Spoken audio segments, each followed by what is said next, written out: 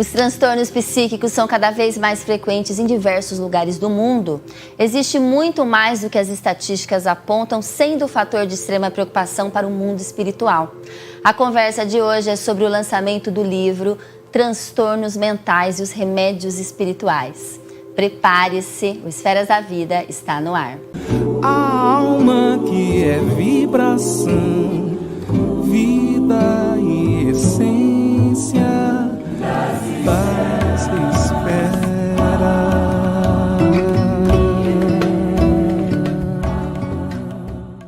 Transmitido pela TV Cultura Paulista, pela Rede Amigo Espírita e pela TV Mundo Maior, um olhar sobre a doutrina espírita começa agora. A espiritualidade se preocupa com o adoecimento mental que grande parte da humanidade poderá experimentar durante o processo de transição planetária. Diante dessa perspectiva biopsicossocial e espiritual, o espírito Hamed e toda a sua falange entendem a necessidade de trazerem conhecimentos que sirvam de bússola aos que buscam compreensão ou cura para tais mazelas. É por isso que hoje a gente recebe o médium psicógrafo Rafael Papa para uma conversa sobre o seu livro, de psicografia pelo espírito Hamed, o livro Transtornos Mentais e Remédios Espirituais. Rafael Papa, seja sempre muito bem-vindo ao Esferas da Vida. Oi, Priscila, amigos de casa. É um prazer, uma honra muito grande da gente estar aqui com vocês.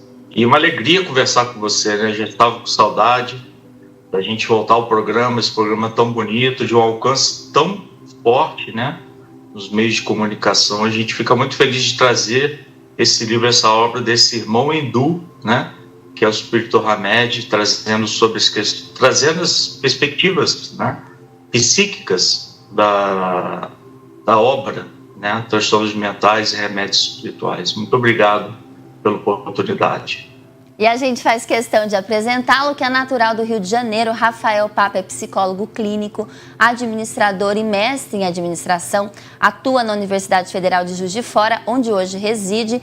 Conheceu o espiritismo aos 31 anos, quando teve um episódio de crise do pânico. Trabalha na Fraternidade Espírita João Batista, no Rio de Janeiro, onde ocorrem cirurgias espirituais. Atua com a mediunidade de cura pelo espírito Hamed, é diretor de evento na Associação também Espírita Paz e Amor de Juiz de Fora, organiza um congresso espírita dessa cidade.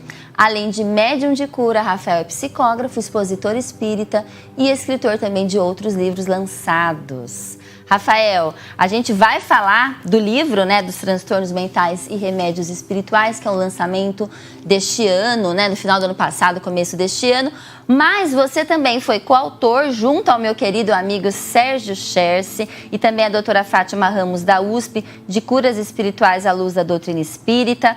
Também em 2023 vocês lançaram Medicina Espiritual, ditado por vários espíritos médicos, com a colaboração também de médiuns do Centro Fraternidade Espírita João Batista do Rio de Janeiro, onde você trabalha.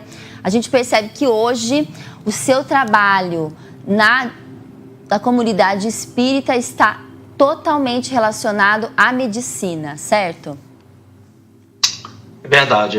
Aos poucos, as coisas foram se descortinando, Claro que o Evangelho é a bússola da vida, E Jesus era o médico de almas, Então a gente vai cada vez mais aprofundando as questões da medicina espiritual, tanto orgânica e agora a questão psíquica, que se apresenta, pelo espírito Hamed, trazendo essa perspectiva dos transtornos psíquicos numa época muito difícil, Enquanto psicólogo eu vejo situações muito complicadas, E os espíritos nos dizem que cada vez mais, se torna um grande patrimônio da humanidade a saúde mental. A saúde mental se tornou algo que não tem valor, que não tem preço, E impagável a gente estar em kit com a nossa consciência, kit com a nossa maneira de ser, a nossa maneira de expressar as nossas emoções. E quem é o espírito Hamed? Como que foi essa aproximação e esse início do trabalho de vocês? Então, o espírito Hamed, ele apareceu quando a gente estava fazendo medicina espiritual, lá na Fraternidade Espírita João Batista. No meio de uma entrevista, ele se manifestou por um médium, um amigo nosso, Leonardo Couto, que trabalha na nossa casa, E depois eu fiquei muito sem acreditar, né? Sempre muito cético, e sempre fui assim com o Dr. Ludwig, né? Trabalhando com o Sérgio lá em Birigui, depois continuei do mesmo jeito.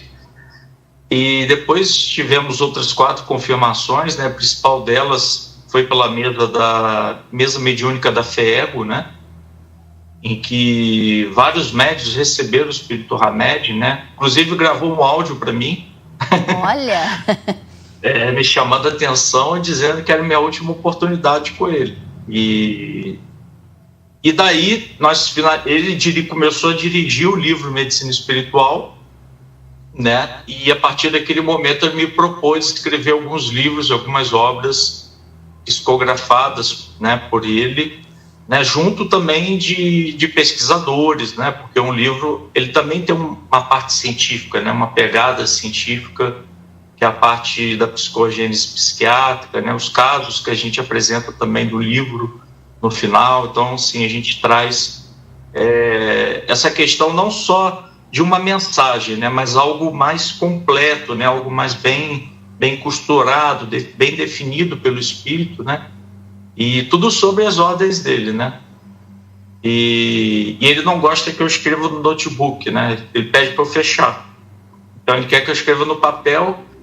E além de tudo isso que eu faço, que você disse aí, me deu até ansiedade agora, porque eu tenho que passar limpo o que é escrito. Tem que trabalhar. Hamed estava lá batendo na sua porta, Rafael Pape, você desacreditando que tinha esse compromisso de colocar esse tipo de conteúdo, entre aspas, no ar. É verdade. E eu fico encantada e fico admirada e fico muito motivada de falar sobre saúde mental e sobre saúde aqui no Esferas da Vida, porque a gente sempre vai falar com um recorte espírita, espiritualista, porque a gente, claro, as doenças orgânicas, espirituais, nós somos seres biopsicossocial e espiritual, como a gente falou no começo do programa. E hoje a gente reserva esse espaço para falar das causas espirituais, da psicogênese. Então, muitas pessoas sofrem de depressão, de ansiedade, de transtorno afetivo bipolar, de esquizofrenia, de síndrome do pânico, e são tratadas por meio de psiquiatras. Obviamente que a gente tem bastante veneração pela medicina, tanto é que a gente fala com bastante médico aqui em outros programas que a gente faz na TV, mas a gente sabe das causas espirituais e muitas questões psiquiátricas não tratam a causa, porque não se sabe ainda de causa. A gente trata o corpo clínico, os médicos tratam os sinais, as consequências. E o Espiritismo traz, por meio desse livro, eu li, gente, o livro é maravilhoso, principalmente para quem convive ou para quem tem qualquer tipo de transtorno psíquico. Fala das causas, e quando a gente sabe a causa, a gente consegue de alguma forma buscar a cura. Então a gente podia falar nesse primeiro bloco de algumas causas, o que o Hamed traz sobre depressão ou transtorno afetivo bipolar ou esquizofrenia. Rafael, conta um pouquinho pra gente. Então, é por esse caminho, né? Sempre deixando muito claro que a gente não está, né, fechando as portas da ciência material, né? É como você falou, é uma questão biopsicossocial espiritual. Então, o médico da Terra sempre é muito importante. Então, todo e qualquer trabalho espiritual que tece o trabalho da medicina da Terra está equivocado, né? Kardec já nos dizia isso, os espíritos nos dizem isso com muita clareza, com muita profundidade, né? Então, o trabalho da medicina alopática, né, o trabalho da medicina convencional é importante, é necessário para a gente atenuar os efeitos, né? E você falou das causas, algumas causas, né? Primeiro a gente poderia falar do transtorno bipolar, né? Mas conceituando todos os transtornos, porque muitos dos transtornos que acontecem, eles vêm de questões psíquicas, né? Já de uma consciência desequilibrada por conta das culpas do passado, né? Culpas do passado pregresso, né? Como o Hamed vem nos dizer que nós somos um copo, esse copo de água ele vai estourando, né? Ele vai crescendo e transborda, né? pelas culpas do passado, pela maneira como nós nos percebemos no presente também, né? Trazendo novas culpas, né? Quando nós não decidimos seguir um caminho mais feliz, o caminho mais saudável, né? Das questões mentais, né? Naturais do ser humano, das escolhas felizes também, dos processos de tomada de decisão. Então, quando nós não temos esse olhar, Pri, a gente acaba se perdendo um pouco e aprofundando um transtorno tratável, né?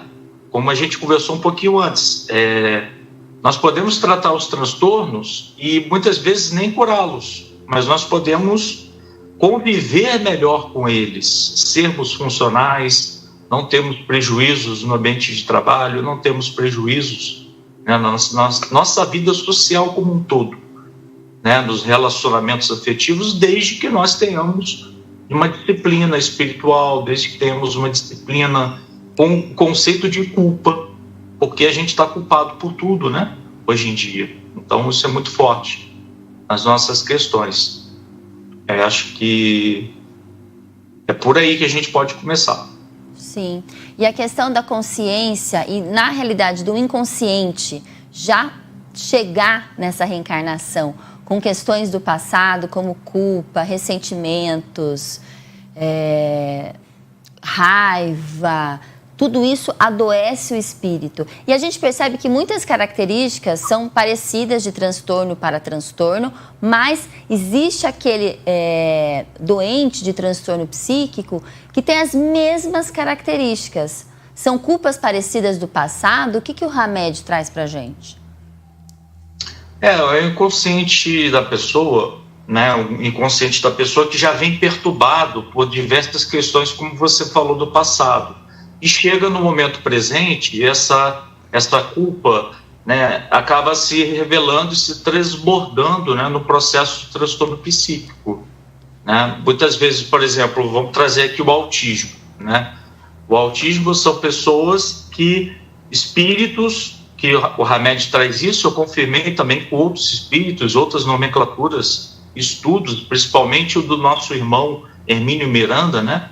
Faz um livro maravilhoso sobre autismo, trazendo as questões do autista. Os autistas são espíritos que não quiseram reencarnar, né? São espíritos que se demoram no processo reencarnatório, né? E acabam trazendo, né, as dificuldades de um processo reencarnatório, de socialização, porque não querem assumir a responsabilidade de estar aqui, pelas extravagâncias do passado, e o medo de errar novamente o fizeram, né, de alguma forma, atrapalhar o seu processo espiritual e nasce na condição de autistas. Lembrando, Pri, que não é uma equação fixa, a pessoa é autista por isso. Existe uma tendência comportamental de você ser um autista por esse motivo, entendeu? Sim. Não é uma equação 1 mais 1 é 2.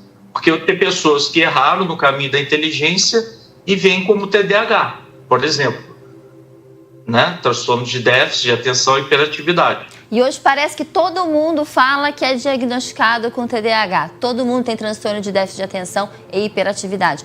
Também existe uma confusão de diagnóstico. Não é possível que todo mundo hoje está nascendo com TDAH, certo?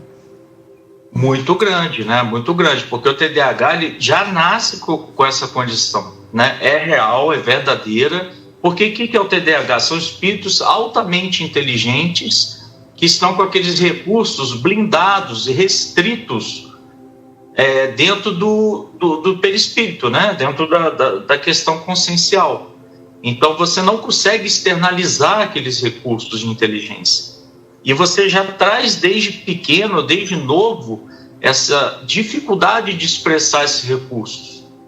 Então é como se fosse uma noiva que sabe que tem um vestido lindo no armário, mas aquela porta está emperrada. Então você fica hiperativo porque você tenta pegar o vestido e não consegue. Você não sabe por quê. Então você é extremamente inteligente e não consegue acessar aqueles recursos da inteligência, né? Por isso que você fica desatento, hiperativo e completamente desnorteado. Começa projetos, não consegue terminar. E a gente confunde muito, prevendo a questão. As pessoas com mais idade, com 30, 40, 50, confundem ansiedade com TDAH, né? Você está ali no processo de só ficar no celular, só ficar na tela do celular, só ficar manuseando, né, distrações da vida e desfocado daquilo que é essencial, né? Pensando ou no futuro ou no passado, né? Que é vivendo ou um processo ansioso ou um processo depressivo. Então, as pessoas acabam confundindo muito, né, o que é o TDAH com o processo de ansiedade e depressão. Então, a gente tem uma hipernotificação dos casos de TDAH, o que é muito sério também, né? Porque você vai dar uma medicação de TDAH, você precisa de um diagnóstico neuropsicológico, né?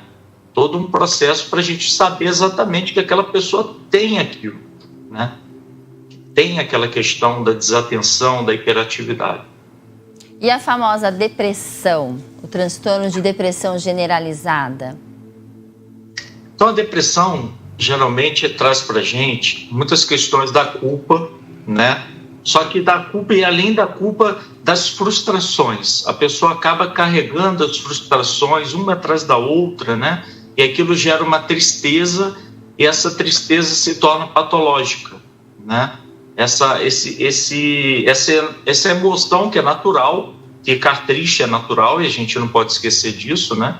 A gente acaba trazendo o clichê, não fica triste com isso não. É natural a gente ficar triste, né? É natural nós externalizarmos a tristeza. A tristeza nos serve nada, né? Em primeiro lugar, a gente tem que lembrar que nada que vem de Deus é inútil, né? Então a tristeza tem a sua função dentro do nosso corpo biológico, que é nos fazer refletir sobre a vida, né? Só que quando essa tristeza se torna patológica, se torna desmedida em tempo, em algo, em proporção, você começa a criar um processo de desleixo, né? Você não cuida mais da aparência, você não quer sair da cama, você perde energia, né?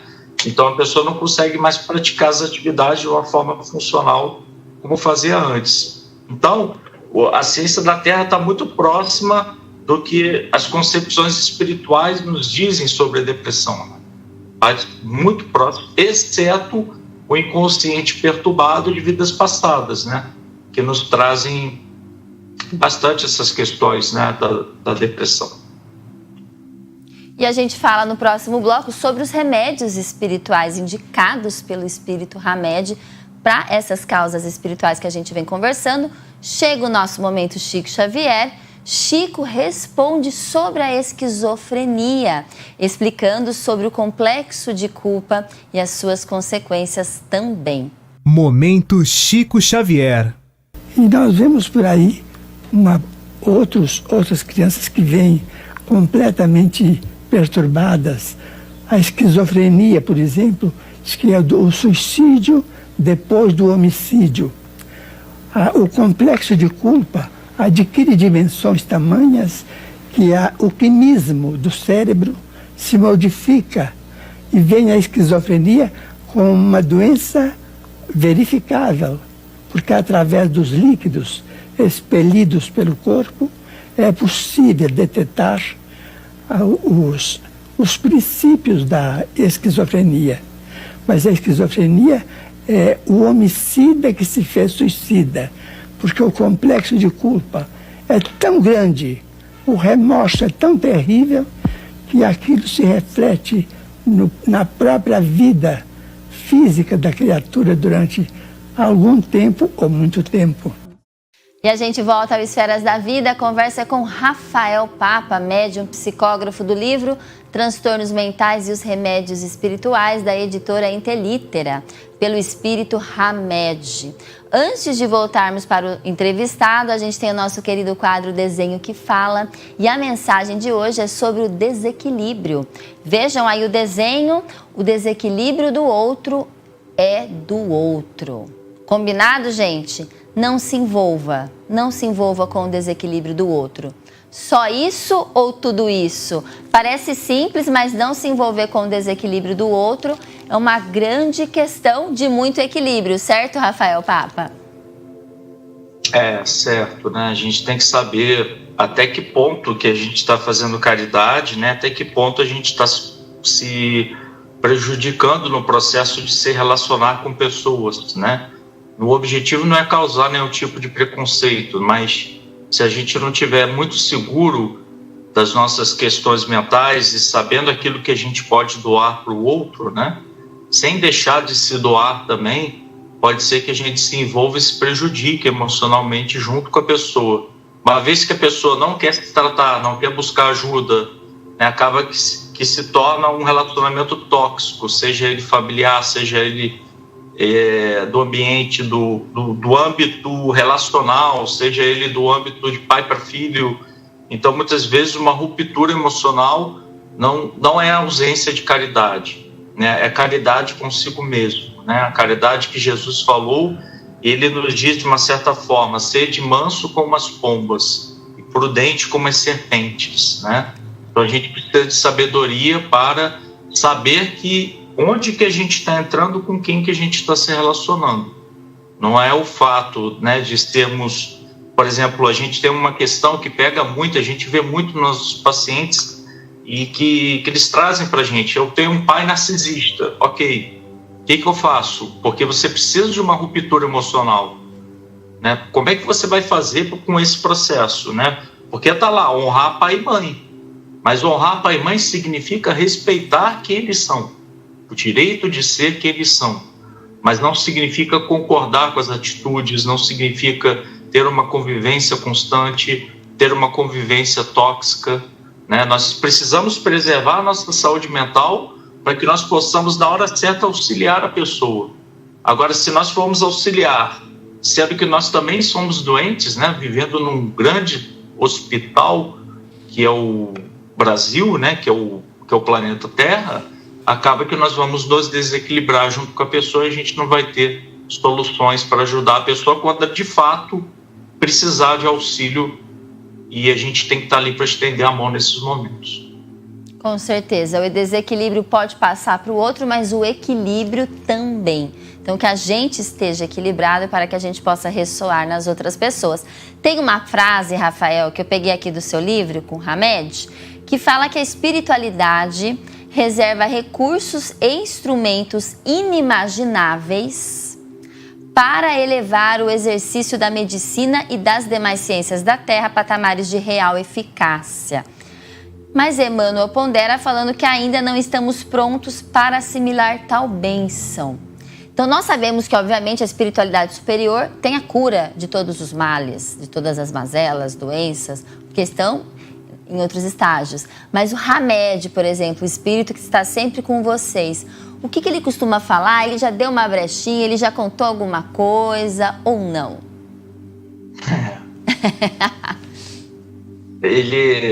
A gente quer saber o nome dos aparelhos espirituais, né? O que ele vem nos dizer, que é muito interessante, é que no mundo espiritual, quem gerencia os aparelhos espirituais, que são muito falados nas obras de André Luiz, é Nikola Tesla, que é um espírito assim, altamente inteligente, né? E ele faz essa gestão da criação desses equipamentos. Inclusive o PET scan e aparelhos extremamente modernos de ressonância magnética que nós temos aqui de alta tecnologia estão encostados no mundo espiritual, né? Lá já se utiliza outros equipamentos muito mais modernos e capazes de auxiliar as pessoas.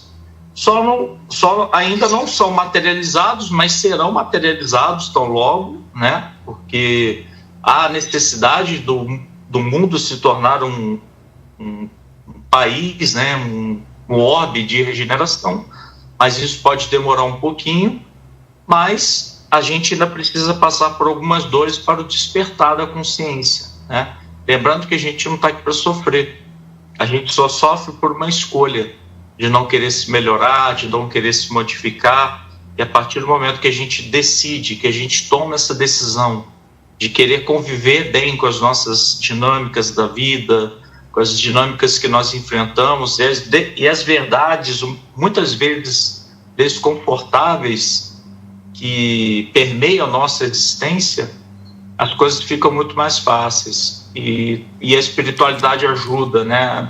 Traz curas, né? A gente vê pessoas sendo curadas com mal de Parkinson, né? e espiritualidade dizendo que eles fazem enxertes cerebrais no campo perispiritual para fazer a bomba da dopamina, né?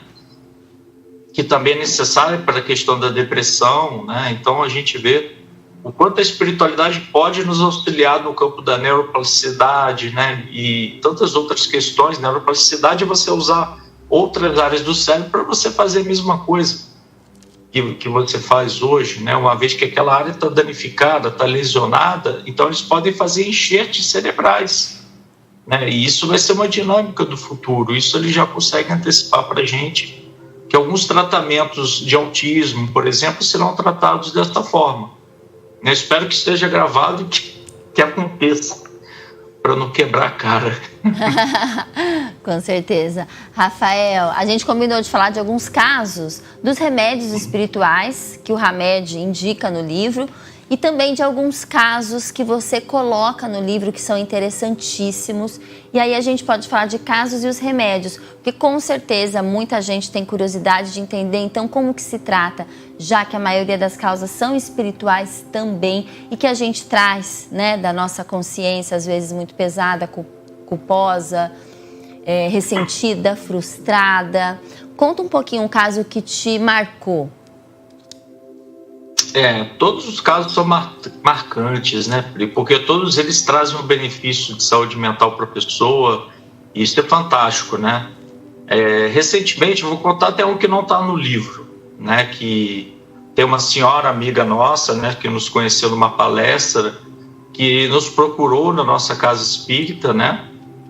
E nós fizemos o primeiro atendimento terapêutico, né? Que é o processo de autoconhecimento para descobrir determinadas questões, e ali percebemos que possivelmente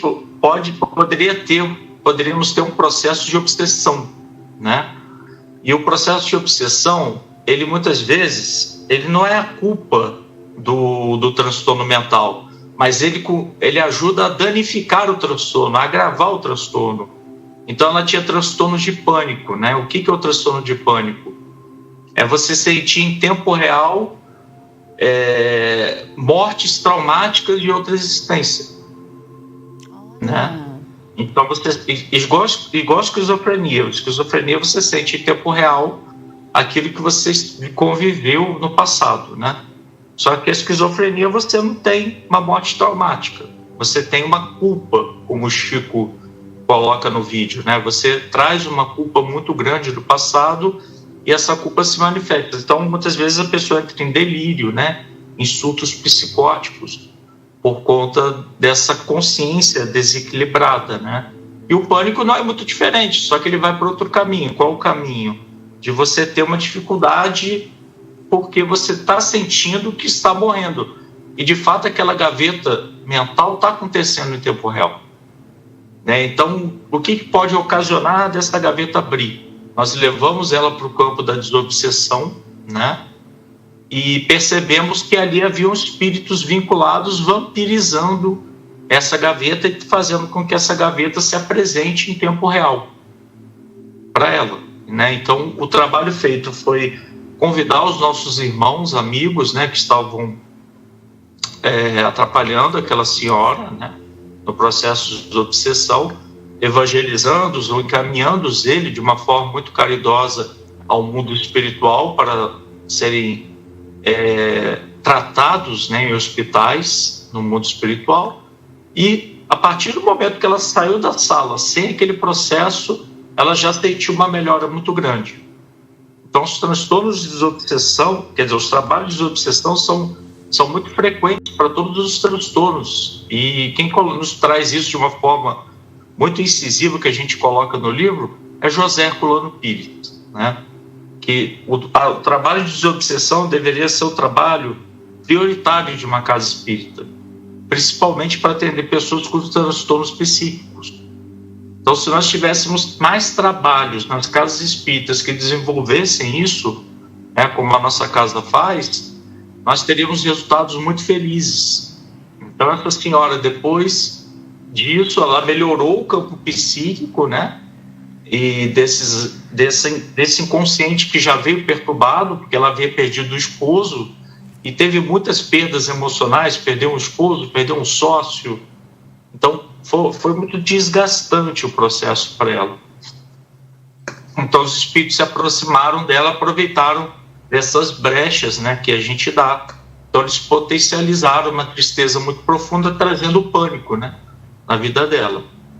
Então, de certa forma, quando encaminhados, nós levamos a pessoa para a sala de cirurgia espiritual, em que o espírito Dr. Bartolomeu Tacchini, né, a atendeu e fez o que ele chama de reorganização psíquica, né? Você trabalhar no perispírito, né, esse inconsciente perturbado, e você oferecer um alívio nessa reorganização perispiritual, né, que o perispírito, ele é uma estrutura eletromagnética, e a partir do momento que você tem determinadas lesões e você tem um ciclo ali de fluidos, né, que é cíclico, você faz com que aquele fluido volte a funcionar novamente, né?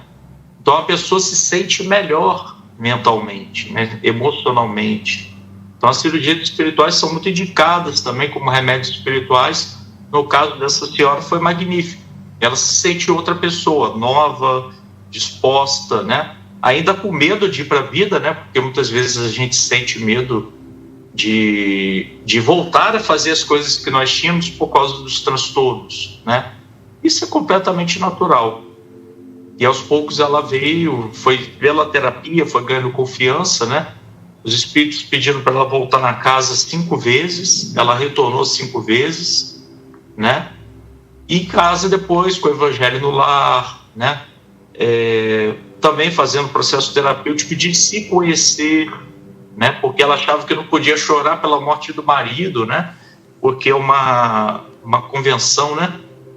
E que nós não entendemos, né? Porque o luto é extremamente importante, você externalizar a sua tristeza é extremamente importante. Porque se você não externaliza, você segura aquilo, né? E pode ser que exploda num processo psíquico de depressão, de tristeza profunda, né? Então, também, quando o campo do autoconhecimento, ela se permitiu sofrer pela partida do marido, pela perda do negócio, né? Então, você vê que são várias questões, né, Pri? Do campo biopsicossocial e espiritual. E Rafael, você falou que ela fez o tratamento de desobsessão, porque os espíritos obsessores estavam potencializando a questão do pânico dela, que já era do passado, que ela teve mortes traumáticas, que o pânico é meio que isso, que os espíritos relembram ou sentem inconscientemente as mortes traumáticas do passado. Além disso, os obsessores potencializavam e pioravam a questão da síndrome do pânico dela. Mas que tipo de cirurgia? Ela fez o tratamento de desobsessão e você falou que ela também fez cirurgia espiritual? Isso, ela fez a cirurgia espiritual porque o objetivo da cirurgia espiritual nesse caso era fazer com que as gavetas mentais dela voltassem. Imagina o armário, o meu armário, entendi. Fazer com que aquela gavetinha espiritual que foi tocada pelo obsessor retorne ao seu local, né? Para que aquela lembrança que deixa o inconsciente perturbado fosse reorganizada, né, emocionalmente, psiquicamente, para que aquela gaveta não se manifestasse novamente. Lembrando para a gente que a gente precisava descobrir qual é o gatilho que despertava aquela gaveta no autoconhecimento, né? Isso é fundamental, porque não é só a cirurgia espiritual, é saber o que adoece. O que adoece é perder pessoas. Porque o que fez ela ter um trauma de vidas passadas, né?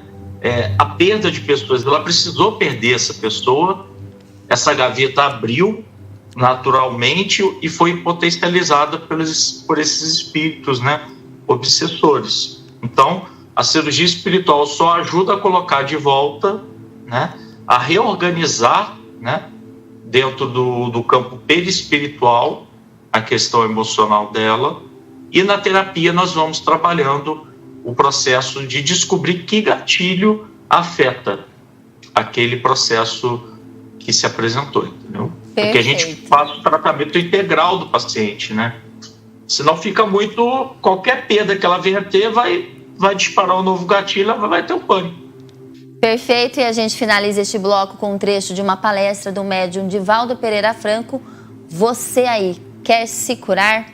A doutora Wolff dizia que Jesus olhava o paciente e penetrava-lhe a causa da enfermidade.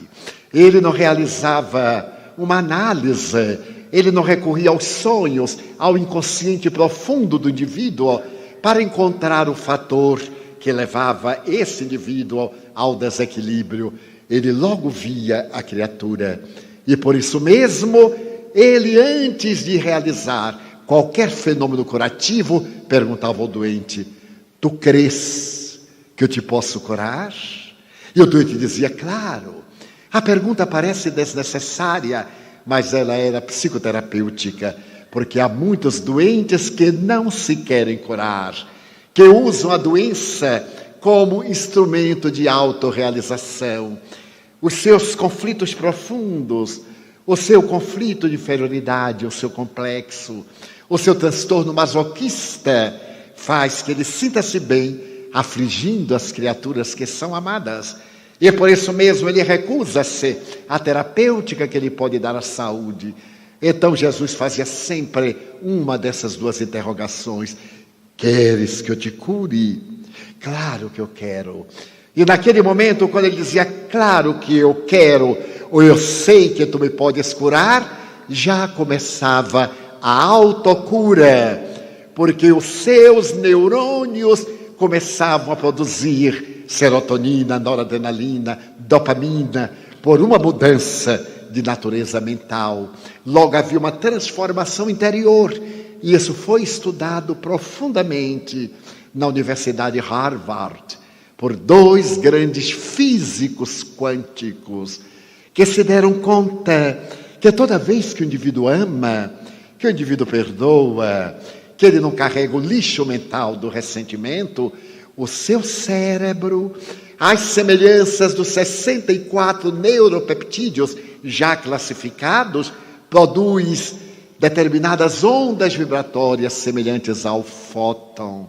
E como o fóton tem a peculiaridade de aglutinar moléculas, ele é absorvido pelo sistema nervoso central, que encaminha essa energia ao sistema de glândulas endócrinas e a exterioriza através do aparelho imunológico, proporcionando saúde. Então, amar proporciona saúde. Não é uma questão religiosa, é uma questão médica. Não se trata agora de qualquer colocação teológica, nem de virtude teologal. O amor é psicoterapêutico. Há agora um estudo profundo pelo Dr. Greg Hagen a respeito do amor como ciência. A ciência e a arte de amar para tornar a vida digna. Mas aqueles cientistas também detectaram que quando nós odiamos, quando guardamos ressentimento, quando temos ciúme, os nossos neurônios produzem um campo energético semelhante a uma outra partícula, e essa partícula desagrega as moléculas. Ela é absorvida pelo sistema nervoso central, esse elétron. E claro que ele desarticula, transfere-se para o sistema endocrínico e vai para o imunológico e mata as nossas defesas. E naturalmente nós enfermamos. Qual é então a melhor proposta para uma vida saudável? Amar. Não guardar ressentimento. Não carregar lixo mental, abrir-se ao amor como a flor de lótus, suavemente aos cálidos beijos do sol da primavera. E a gente volta para o Esferas da Vida, a conversa com ele, Rafael Papa, médium psicógrafo do livro Transtornos Mentais e os Remédios Espirituais, da editora Intelitera, pelo espírito Hamed. E o Rafael Papa reservou para finalizarmos o programa hoje 2 casos neste bloco. Um de transtorno afetivo bipolar e o outro de TDAH. Rafael, vamos começar por qual agora? Bipolaridade. Bipolaridade. Vamos lá, né? Então, apareceu um caso muito interessante da pessoa que era bipolar, né? E o primeiro trabalho, Pri, foi conscientizar a pessoa que é tratável, né? Que você pode conviver bem com a bipolaridade. Lembrando que a bipolaridade é causada por conflitos existenciais de outras encarnações e dessa, né? Vamos dar um exemplo aqui. A pessoa não quer demonstrar que é vulnerável, então ela segura aquilo, né? Então, vira um super-homem, né? Então você vive em conflito com aquilo. Geralmente, esses tipos de conflitos. A pessoa tem uma orientação sexual homossexual, né? Vamos pensar nisso. E ela não quer falar para as pessoas, ela vive aquele conflito. Então, muitas vezes, esses conflitos existenciais, esses conflitos da alma, né, trazem para a pessoa um quadro bipolar, né, que a pessoa entra no estado de mania, né, estado eufórico, e não é um transtorno de humor, né, é um transtorno de fato de personalidade, um transtorno afetivo, né, onde você tem uma mudança, né, drástica naquela maneira de ser do indivíduo. Ele gasta muito, né, ele acaba se enveredando, né, pelo excesso de energia, né, pelo excesso, começa a abrir projetos, né, e se enveredar pela abertura de diversos projetos ao mesmo tempo. Correria até uma maratona da São Silvestre, de tanta energia do estado de euforia, né? Então a gente recebeu uma pessoa assim, e a princípio a gente trouxe para ele que a importância dele se cuidar, né?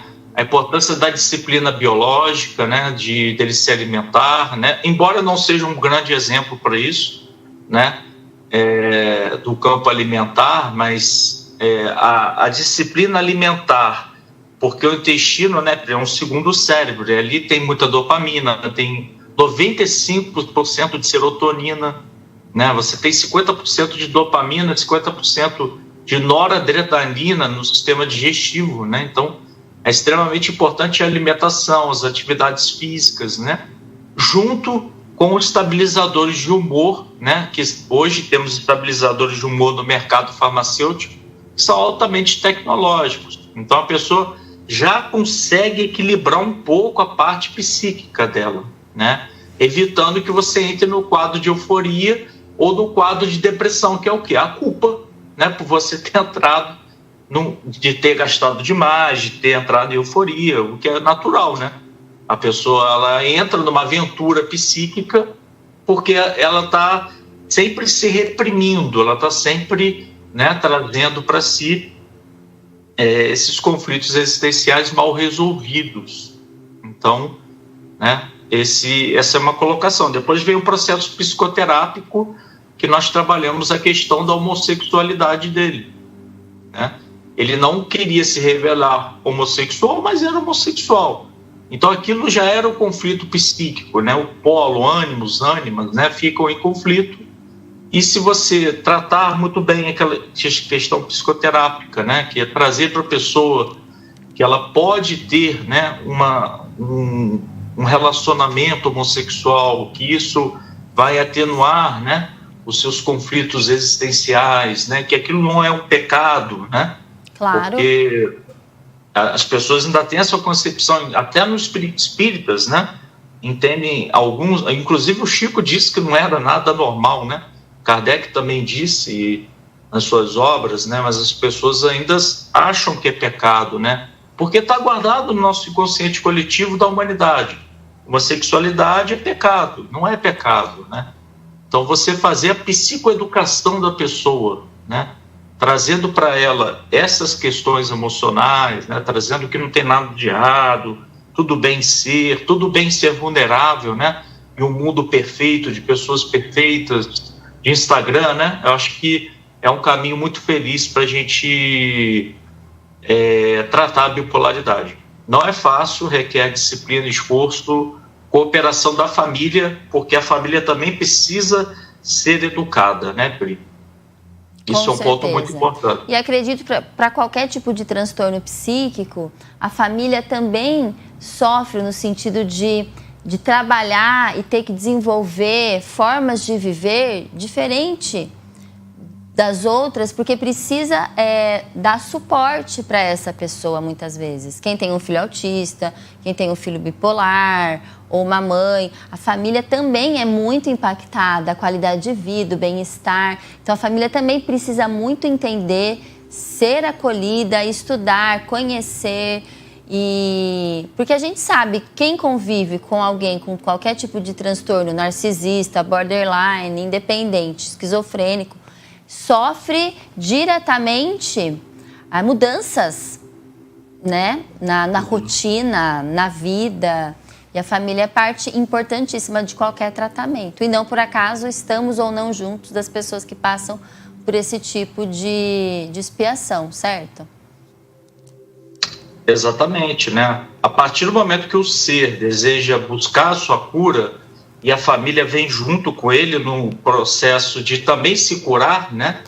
De não ser preconceituosa, né? De ser acolhedora, de ser amorosa. Isso também é uma prova para a família, né?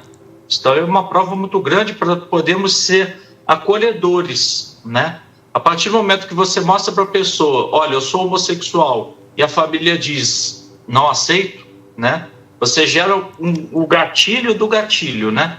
A pessoa já traz todas as culpas possíveis de uma outra encarnação, e nessa encarnação a família faz questão de relembrar que ela não serve para nada, né? Que aqueles conflitos, invalida conflitos íntimos, né? E isso é um perigo muito grande para os transtornos mentais serem agravados. Porque se você invalida um transtorno, se você invalida um conflito existencial, se você invalida um sentimento que alguém está te apresentando, você está contribuindo para aquele conflito persistir, né? Então é extremamente importante que a família seja uma parceira nesse processo. Uma vez que a pessoa deseja se curar, uma vez que a pessoa deseja ter a sua busca, né? Ela é processo fundamental de cura também, porque relações saudáveis precuram. Por isso que o Espírito fala, o Hamed fala, que a hospitalização, né? A hospitalização cura mais do que os remédios. Os remédios são importantes, mas a hospitalidade, né? Ela é extremamente fonte de cura, porque o amor cura. O amor que você se direciona a alguém com algum tipo de transtorno, né? O amor que você provê para qualquer tipo de pessoa que está passando por um processo difícil como esse, é o amor da escuta, é o amor de estar ali, o amor que a pessoa vai se sentir amparada mesmo em qualquer dificuldade. É isso mesmo. A hospitalidade acima da hospitalização.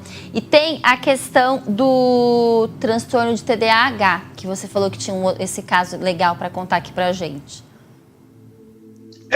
O TDAH, como nós falamos aqui, são pessoas que têm dificuldade de acessar a sua parte da inteligência, né? A parte da inteligência. Então, o que geralmente a gente faz? No campo da psicoterapia, você inclui rotinas para a pessoa para que ela consiga se manter atenta e focada naquele processo. E hoje você também tem medicações extremamente importantes no campo da psiquiatria que fazem com que a pessoa consiga ter geração de dopamina e noradrenalina, porque é essa ausência que trava o ser, né? Falando assim, do ponto de vista neurocientífico, né? A ausência da dopamina e da noradrenalina, né? Fazem com que a pessoa tenha uma ausência, um déficit desses dois neurotransmissores. Então, hoje nós já temos medicações, inclusive, bem modernas e sem ser psicoestimulantes, que nós podemos oferecer à pessoa portadora de TDAH. Então, ela alivia, né? Como se o recurso ficasse mais pronto, mais amenizado para que ele seja externalizado. E quando você cria uma rotina junto do paciente, né? Tudo fica mais fácil, porque ele começa a ter disciplina naqueles processos. E o outro fator é a cirurgia espiritual. Porque a cirurgia espiritual também auxilia, né, junto de alguns maquinários espirituais, né, aparelhos extrafísicos, e eles são no formato de uma canetinha que os espíritos apontam, como se fosse um laser. Então, eles fazem com que o fluxo do pensamento da pessoa, do paciente com TDAH, ele se refaça. Porque a pessoa com TDAH tem pensamentos muito rápidos, muito acelerados. Então, esse influxo, esses impulsos eletromagnéticos fazem com que o pensamento ele tenha uma certa moderação e uma certa moderação dele, né? E junto de uma rotina bem estruturada, bem organizada, bem coordenada, né? A gente já tem diversos pacientes que participaram conosco, né? Pelas cirurgias espirituais também, e conseguiram grandes resultados, né? A partir da terapêutica espírita, que é a cirurgia espiritual, que também passou pela desobsessão, também passou... Mas a grande cura do TDAH, Pri, a grande verdade é essa que está no livro, dito pelo Hamed, é você descobrir aquilo que te faz feliz, né? Porque hoje as pessoas vivem sem propósito. E quando você descobre o seu propósito, quando você descobre o seu sentido de vida, quando você descobre o que você veio fazer no mundo e você se entrega verdadeiramente a ele, você parece que você inibe, né? Você desrestringe esses recursos que foram restritos na espiritualidade. Então, quando você usa a sua inteligência para o bem, você está se curando de TDAH.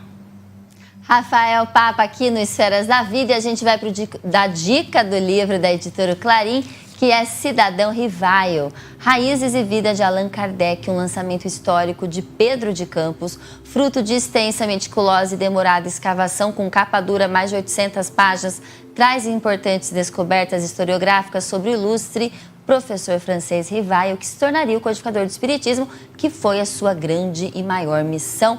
Vale falar que a Casa Editora Clarim, desde o tempo de seu fundador, o inesquecível Caibar Schutel, bandeirante do Espiritismo, é um grande agente de divulgação da doutrina espírita. Como essas obras que a gente acabou, né, de falar, lembrando da Revista Internacional de Espiritismo e do jornal O Clarim, que continuam plenamente ativos, dando continuidade ao ímpar trabalho de divulgação de Caibar. Então você aí de casa pode assinar, receber. Tá aqui, ó, todos os, tem o www, tem o 16, oclarim.com.br.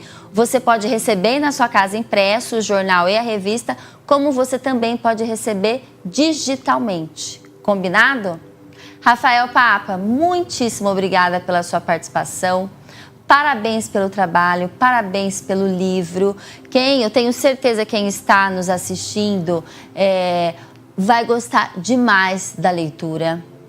Todos os transtornos psíquicos, com questões orgânicas e espirituais. É um livro maravilhoso, parabéns. E quem quer fazer tratamento no seu centro, fica no Rio de Janeiro, é isso? Fica no Rio de Janeiro, fica lá em Campo Grande, né? Fraternidade Espírita João Batista. Basta acessar no Instagram que você tem o endereço, tem os dias de tratamento, tudo certinho, né? @Fraternidade Espírita João Batista. @Fraternidade Espírita João Batista. Para você que de alguma forma busca tratamentos espirituais, eu tenho certeza que será muito bem atendido e assistido. Correto, Rafael? Com certeza, a equipe lá é muito amorosa e tem bastante hospitalidade, viu? É uma família, né, de pessoas imperfeitas que decidiram se juntar para trazer um pouco de paz e alívio, né, para as pessoas e para a sociedade. A gente fica muito feliz, a gente agradece mais uma vez a ele, Rafael Papa, e a você, nosso telespectador, que está com a gente toda quinta-feira, 11 horas da noite, na TV Cultura Paulista, e todo sábado, 10 horas da noite, na TV Mundo Maior e na Rede Amigo Espírita. Um beijo grande e até a semana que vem, se Deus quiser. A alma que é vibração, vida e essência, está nas luzes da sobrevivência. No transcendentalismo das